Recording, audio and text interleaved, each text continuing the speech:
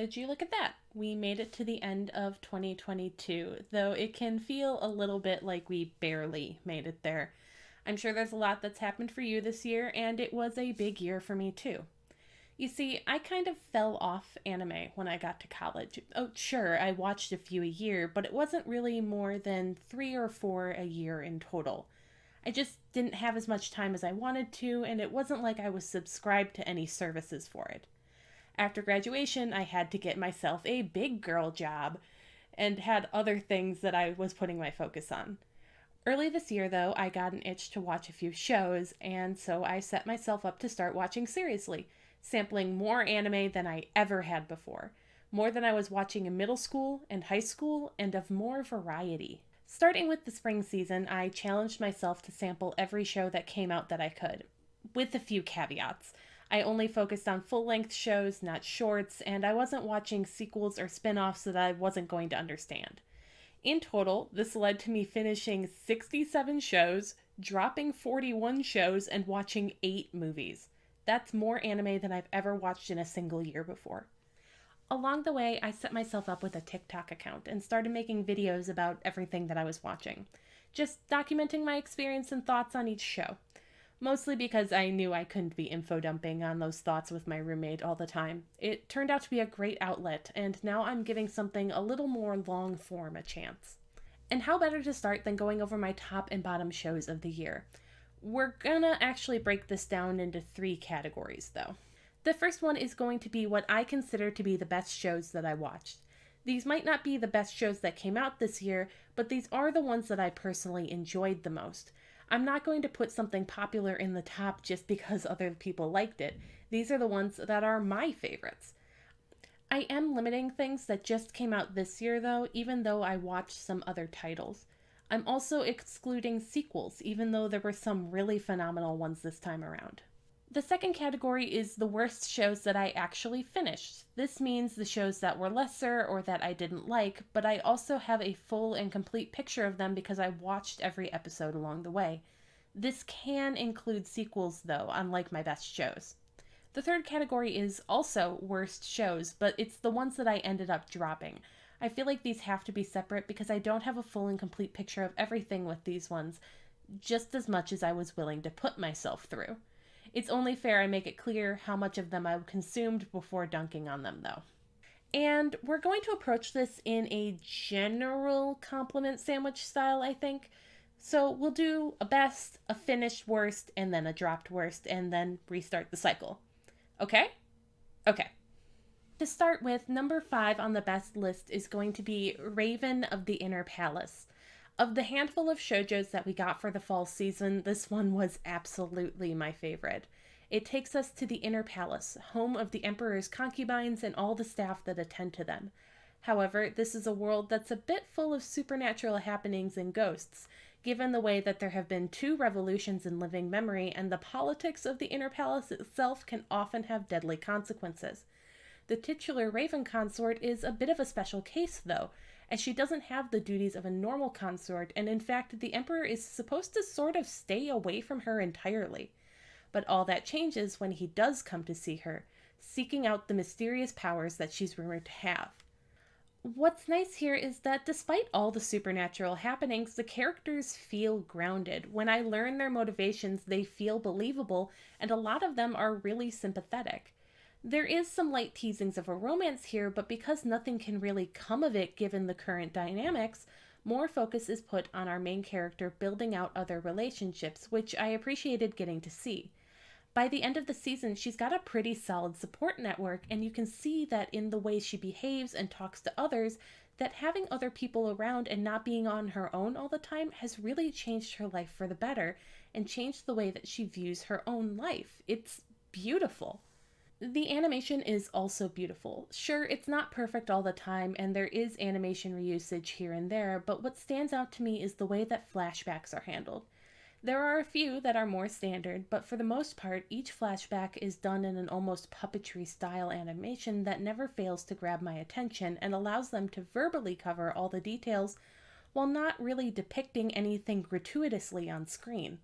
The biggest downside to the show is the fact that it's not a finished story despite the novel series being finished.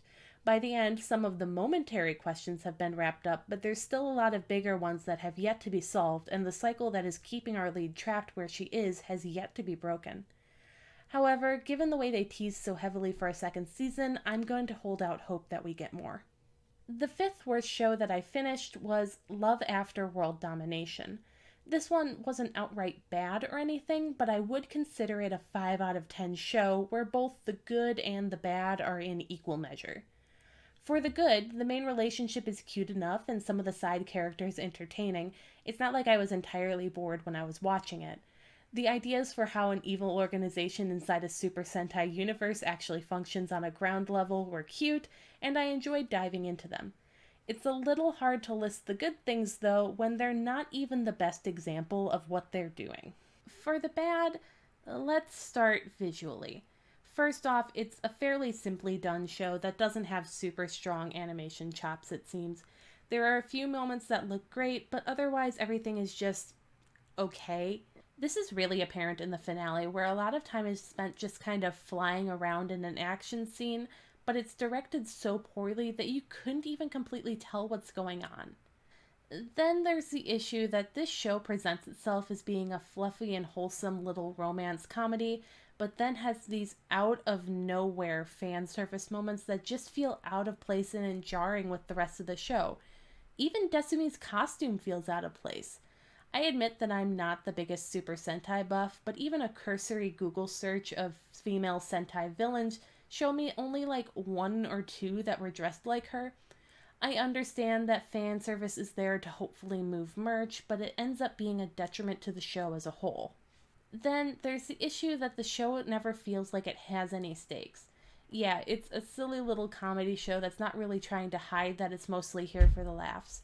Yet at the same time, it's setting up for there to be higher stakes with the whole idea that their relationship has to remain a secret. The problem with that is that people do find out over the course of the season, and nobody who does seems to have any real problem with them being together.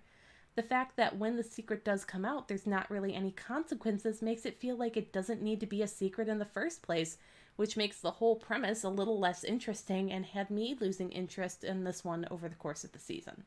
The fifth worst show I dropped was Immoral Guild. There's not much I have to say about this one beside the fact that all the characters were annoying and there was way too much fan service. I'm not a fan of that sort of content in the first place, so of course I wasn't going to like it. However, it's pretty hard for me to get mad at a show for fan service when the fan service is kind of the entire point. It's like kicking a mech show for having giant robots in it. I felt about the same towards this one as I did towards Vermeil and Gold, but at least that show had a character where half her sexiness came from her confidence, even if it wasn't all that well animated. Whenever I see one of these shows, I have to wonder why they even really exist, though. Like, why not just watch something actually pornographic if you're not only going to watch a show like this, but deliberately seek out the uncensored version as well? Fourth best for the year goes to Spy Family. I really loved this one, and it was a show that I was watching every week with my roommate. The mass appeal it has is a really nice point in its favor, and I can totally see this being an entry anime for a lot of people in the future. It's one of the best comedies of the year as well, to the point where I sought out the manga and got caught up on it in the break between the two cours. The fact that a movie and a second season is already confirmed has me buzzing with excitement. It's stunningly animated too, like ridiculously so. The second opening is a piece of art in every frame and had my jaw on the floor the first time I saw it. I sometimes skip the first opening, but I never skip the second. Anya is undeniably the breakout star when it comes to this show, as her attitude, faces, and quips have made her not only hilarious, but easy meme material. Whenever I leave the house, I tell my roommate that I'm going on an outing. Half of the comedy of her reading minds of people around her comes from her reactions, and she's just a delight. It's a clear gap in the show whenever she's not around. The other characters are fun, sure, but she's the one with the best potential for both comedy and drama, so the fact that the show focuses on her a lot is a good thing.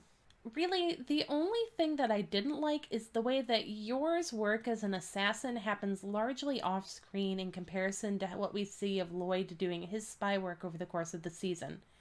Yor does get a decent amount of screen time, but that time is often focused on her struggles to fit in and her struggles with the more domestic aspects of her life.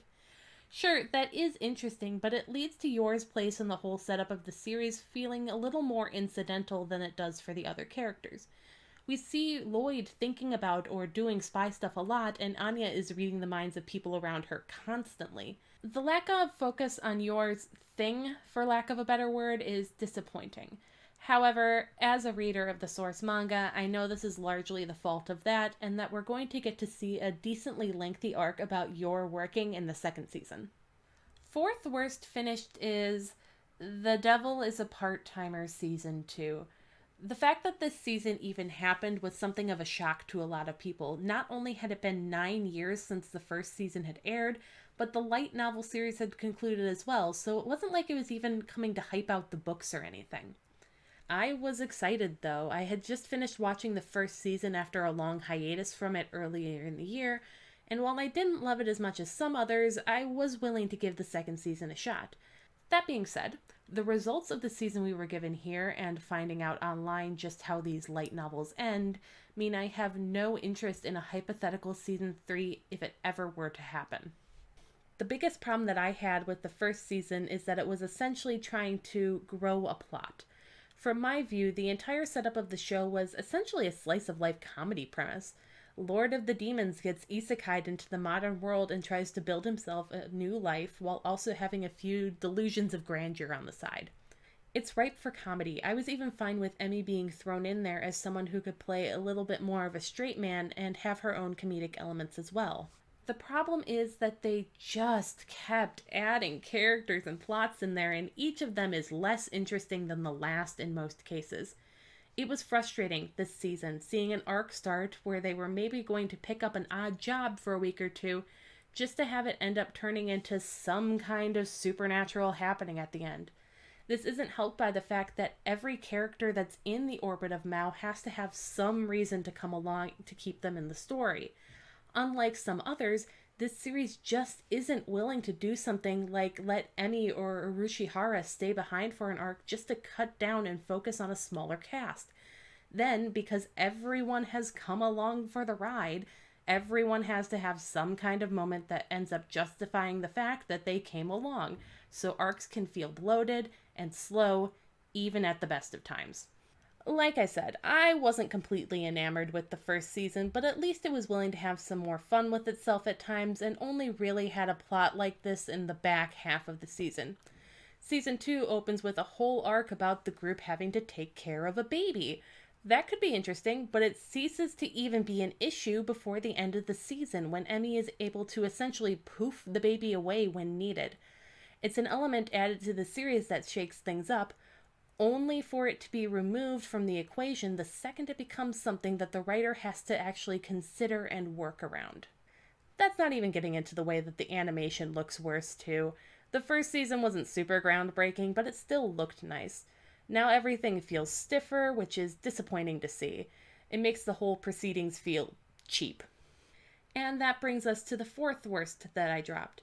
That dishonor goes to Trapped in a Dating Sim, the world of otome games is tough for mobs. Now, I know there are a fair few people who stuck with this one and ended up liking it, so I suppose that I should make it clear that I only made it to the end of about the second episode before setting this one aside. I've been told the story picks up, but I can't be sure if I really believe that. I've been told that about plenty of shows that ended up not grabbing me in the end after all. This is the one where the main character ends up getting isekai'd because he falls down some stairs after spending a whole weekend binge playing an otome game because his sister demanded it of him, one he didn't like very much. He ends up in a world where supposedly it's run by women, and oh, that's so terrible for him. Even worse, he's a mob, just a background character, and there's nothing that he can do about it. Here's the thing. It's the same isekai power fantasy trip that most are, even if it's pretending it's not. By the end of the second episode, he's stumbled and bumbled his way into a ship, and he's able to make use of it to gain himself a ton of money before being sent off to school, and he's also integrated himself into the life of the girl who is the protagonist of the game in question. So tell me, how is he a background character? If you're going to have a premise, you should at least hold to it for maybe 3 episodes, one would think. The whole thing also talked about otome games in a way that gave me vibes of how people talk about things that teenage girls like. This way that people specifically hate things that they like because they must be dumb and frivolous, that whatever girls like can't be taken seriously. It gave me really bad vibes about the whole thing, even if I wasn't put off by the horrible, horrible animation. Okay, third best show this year goes to Sasaki and Miyano. Miyano is a fairly average boy in high school with one tiny little secret. He really likes boys' love stories. He reads them, watches them, listens to the audio dramas, the whole works. There are some people who know and think it's a bit odd, so they don't really engage with his interests, and he doesn't really display them publicly either. However, he finds someone to bond with and discuss them with when he ends up tripping into introducing his upperclassman Sasaki to one, and he really ends up liking it. The two spend the season bonding, getting to know each other, and sharing their interests. Overall, this one is just really sweet and wholesome experience where they're both clearly still figuring themselves out and working through some stuff, but it's done in a way that feels really natural and organic. The side characters are kept interesting, even if a few of them can be lacking any real depth, and better yet, the ending of the season is satisfying. Now, there is more after the season ends in the manga, and there is a movie on the way as well, but the place the season ends off in is pretty satisfying, so even if you don't explore further content, the story still feels pretty complete. I just really like this one. It has these moments that can really make your heart race and you feel for these characters, but at the same time, the day to day little interactions end up feeling like they have a lot of meaning too. It's just, it's super sweet and had me cheering for these two the whole way through. This is also one where I'm going to give a dub recommendation. After experiencing both, I have to say that while Kellen Goff is doing something entirely different than Yusuke Shirai, I really like it. It brings an interesting new flavor to Sasaki that I really like. Third worst that I finished this year was a sports anime, Fanfare of Adolescence. You might know it better as that one about the horse jockeys. Early in the season, I was getting the feeling it was being pretty overlooked. Sure, the CGI animation on the horses could waffle between pretty alright and PS2 quality, but animation wasn't always everything, you know? But over time, those flaws kept piling up, and by the end of the season, I was just ready for it to be over, and the ending was just the nail in the coffin to the whole affair. This had something of a pacing problem brought on by the number of characters that were all crammed in here. You had Yu, who was obviously the main character from the amount of focus put on him and the way that he was clearly acting as the point of view going into the narrative. However, the show never really treated him like one again after his initial arc was wrapped up. Also, there was no need for him to be an idol at the start of the series. It was just the oddest thing and really brought nothing to the table. Then you had Shun, who was clearly set up to be the kind of quirky best friend who was way more skilled than you would expect him to be from the outset. He does get something of an arc towards the end of the series, but it doesn't feel like enough for the way he's treated like a second main character at the end either. Amane is the British transfer student with surprisingly okay-ish English. He gets an insane amount of focus and an arc of his own, which would be fine if he was shown like the third main like they seem to be setting him up to be, but after his arc, he just sort of fades into the background for the most part. And then you have Hayato, who gets an arc after which he just completely vanishes from the story. And here's the thing, he gets the best arc too. We see him struggling with keeping his weight low enough to keep on at being a jockey. He's a teenage boy and he's just getting too big. It's great to see that sometimes hard work isn't enough and factors outside of your control keep you from being able to achieve your dreams. However, Hayato is a side character and vanishes after he comes to a place of acceptance until the final episode. He had the arc that was most impactful, and that says something about just how much the rest of the characters failed to have any impact. The third worst that I dropped was The Greatest Demon Lord is reborn as a typical nobody. I honestly don't have that much to say about this one since I only watched a single episode of it. Most of the show doesn't look all that great, and I can specifically recall one shot where it looked like the character's face was kind of melting. In order to get across the level of writing in this series, let me share with you the terrible scene that completely convinced me to drop it. You have a little girl standing in a forest facing off against a whole bunch of monsters with just a sword. They taunt her a little bit, so she just gives up on life, I guess, and lowers her sword. Then, when they attack her because she made herself less of a threat and told them she's okay with dying, she screams for someone to help her. The highly overpowered 10-year-old protagonist sweeps in and does just that, and then after she screamed for someone to help her, she asks the protagonist why he saved her. It's just not a single action of that flows naturally and just contradicts what came before in the sequence. It didn't give me much confidence going forward in a series that was already losing me with the overpowered protagonist, and the time skip at the end of the first episode just sealed that it wasn't going to be something that I would enjoy. Back to something actually good, in second place for best shows of the year comes Bocchi the Rock. This was one that really surprised me because early into episode 2, I was pretty sure I was going to end up dropping it at some point. It felt like one of those shows that was just going to have one joke that was going to get pretty old pretty quick. But then the show did something actually interesting. It let Bocchi experience growth as a person and overcome some of her quirks and flaws. And it dove deep into her thought processes in a way that I felt pretty called out by, honestly. I'm not the most extroverted person in the world myself, and I think I've got some mild anxiety about some points in my life, and the way this show was able to visualize the experience of that was completely great. But it got me laughing in new and fun ways each episode. Bocchi the Rock is exceptional at crafting a joke in interesting visual ways, and you can tell from just how much care was put into it how much fun this team was having from the material they had to work with from the manga. Once it had me hooked, I took great pleasure in seeing this one go from underdog to sleeper hit to just hit in general. The second worst show that I finished this year was Housing Complex C, a horror anime that was clearly going for its own sort of Lovecraftian themes. It was pretty easy to just watch quick because it was only 4 episodes too, but in the end it wasn't that great. The first 3 episodes are quite slow paced, and I can understand that to some extent. An episode to lay out what normal looks like to the housing complex before things start getting scary does make sense to do. However, when the next 2 episodes are mostly just like that with a little bit of tension and 1 or 2 moments of shock horror, it ends up lessening that appeal. Then the final episode just shoves all the lore in there all at once along with all the reveals, and it feels like a complete turnaround in pacing from the first 3. It's not like the lore is awful, but it's completely overwhelming and ends up feeling messy as a result. Then there's the way it tried to tackle topical issues, namely Japan's xenophobia. Now I admit I am pretty darn white and can't speak for everyone on this, however I don't think it was handled very well.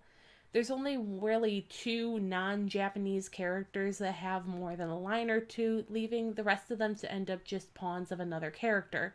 Most of them end up brutally murdered too. It's not a great way to handle these characters when you're trying to present some level of a multicultural message. Even then, that message is handled clumsily, not really addressing the problem much and trying to pin most of the blame on one old woman at first when the rest of the characters also start gearing up to blame the foreigners before long. It's both heavy-handed and poorly handled. Like I said, the best thing about this one is that it's only 4 episodes, so it is over quick, but at the same time the short runtime didn't seem to do it any favors. And the second worst dropped show this year was Vazrock the Animation. This is one of those things I have to admit it just didn't have a chance at winning me over in the first place. You see, it's a show where it's all about one of those fake idol group things, or in this case 2 of them. Those really aren't my thing, as I'm not super into J-rock or J-pop beyond whatever songs are getting used for the OPs and EDs of the shows I'm watching. So when the show spent the first 12 minutes on just 2 idol groups sitting in a room together and bantering like it was some sort of TV special, I was bored out of my skull. This is what they felt was the best format to introduce us to 12 different characters. I'm sure as a fan coming in you might already know who these characters are, but it's not a good way to try and win over any new fans with the series. Talking heads like this also just aren't visually interesting. In trying to preserve how pretty these fake anime boys are, it ended up making them boring instead, which isn't much of an improvement. That's before you get into the fact that it looks pretty cheaply done. The first half of the episode rarely shows them below the waist at all, and the second half of the episode, where they're actually out and doing something, feels exceptionally stiff in every movement.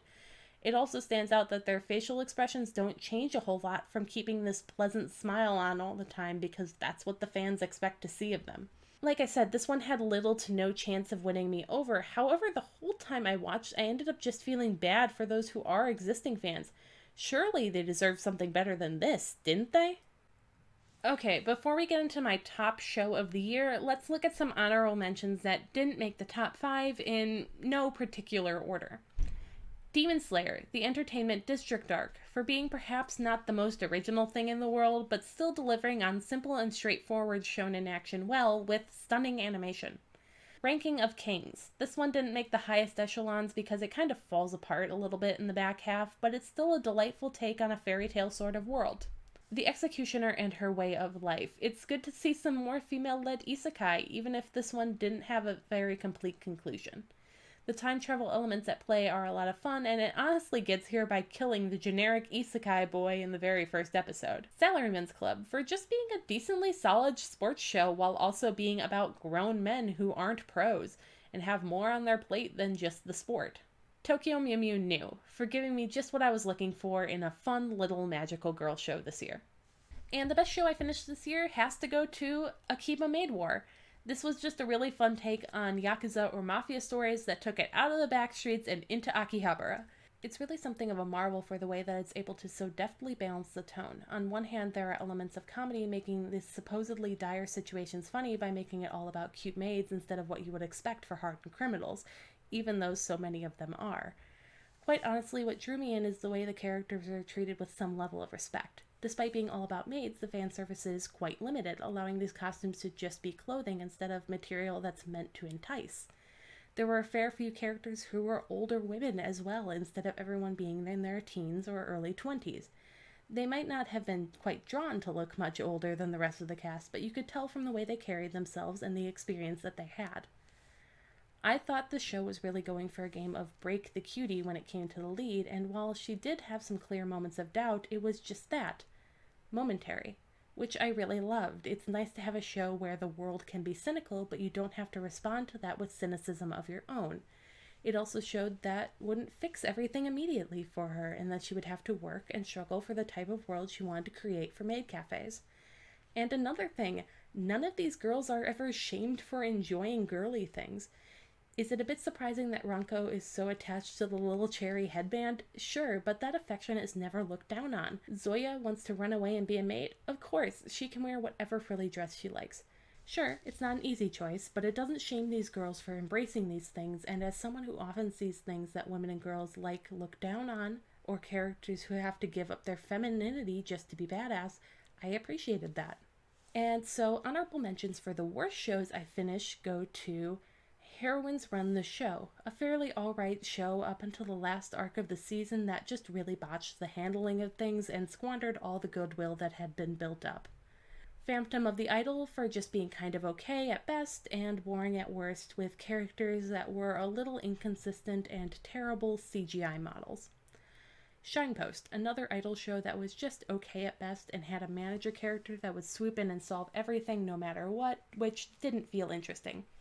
Birdie Wings started as a ride that wasn't exactly something I would call good, but it was at least so off the wall that I came back each week to be like, okay, what are they going to do this time?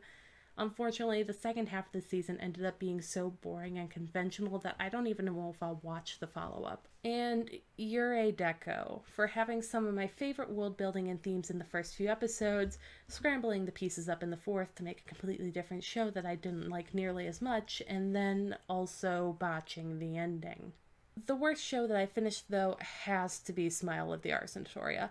Honestly, I don't even want to talk about this one since it doesn't feel worth it. Of all the shows that I might not have liked this year, this was the only one that I regretted finishing. It would have been a drop early on where I determined it just wasn't for me after the tea parties seemed utterly banal and I was bored out of my skull, but then they had to go and tease something darker that was going to end up colliding with everything that I had just seen and actually have some intrigue.